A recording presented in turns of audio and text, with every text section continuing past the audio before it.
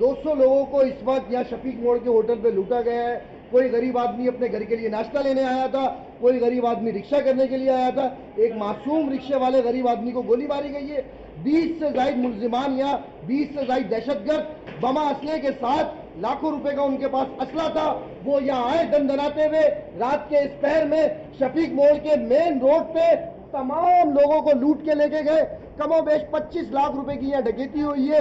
लोगों से मुताबिक मोबाइल छीने गए, लोगों का कैश छीना गया है। इस गरीब होटल वाले का सारा कैश छीना गया है, मोबाइल छीने गए।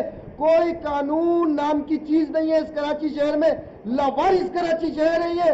ओ भाई, यहाँ कोई लोगों को सिक्योरिटी तो दे दो।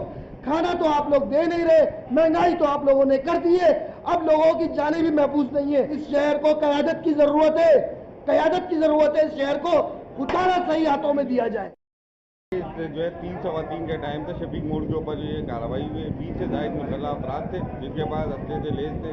और इसके दाखिला साहब जो स्टेटमेंट देते हैं कि शहरी जो अपने मोबाइल ऐसी जगह रखे जहाँ से उनको मिल ना सके, तो वो उनको पूछ ले कि कहाँ ऐसी जगह रख लें जहाँ मोबाइल ना मिल सके। अभी तो हमारी जेबों के अंदर मोबाइल थे, ना कि कहीं और ऐसी जगह पे या ओपन रख के कहीं बैठे हों।